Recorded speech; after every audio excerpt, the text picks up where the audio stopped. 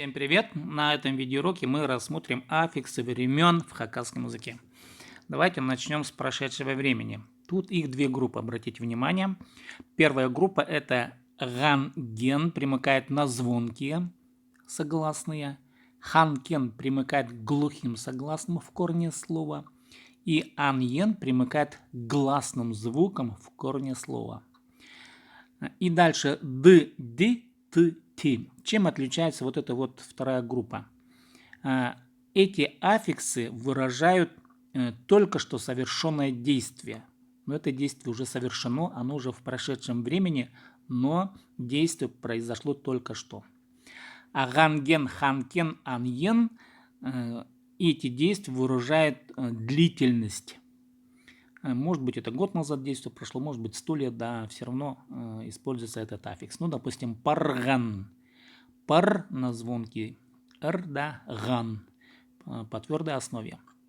Парган ушел, кильген пришел, пасхан на глухую основу, да, пасхан писал, кёскен тоже на глухое согласное с, кёскен.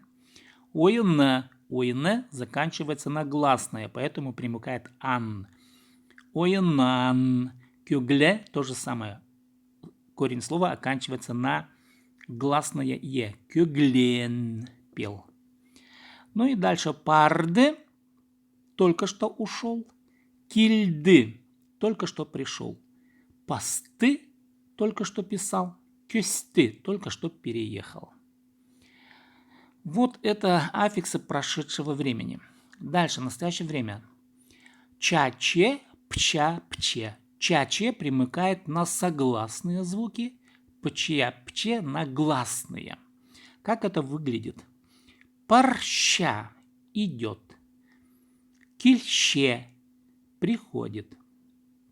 Пасща, независимо от того, глухой звук или звонкий, все равно примыкает аффикс чаче для всех случаев, для всех согласных.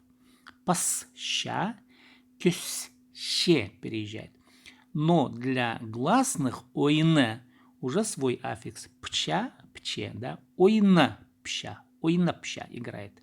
Кёглепще поет.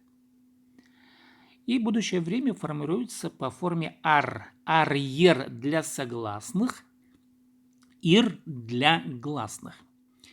Парер пойдет. Киллер придет. Пазер. Обратите внимание, здесь глухой звук в корне слова пас озвончается. Пазер, да, получается пазер. И то же самое в слове кёсь.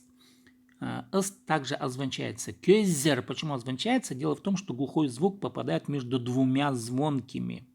В данном случае гласный, да, поэтому глухой звук озвончается. Кёсь, кёзер. И ойна заканчивается на гласное ойна и примыкает аффикс ир, но в этом случае выпадает а из корня. И не ойна ир будет, да, а ойнир, а выпадает.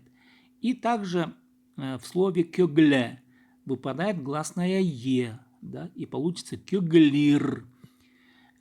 Вот таким образом работают аффиксы времен в хакасском языке. Конечно, надо будет эту таблицу заучить, и если вы поймете аффиксы времен в хакасском языке, то вам уже потом в последующем не составит трудностей ориентироваться уже в хакасском языке вообще. С вами был Сибдейтом с уроками хакасского языка.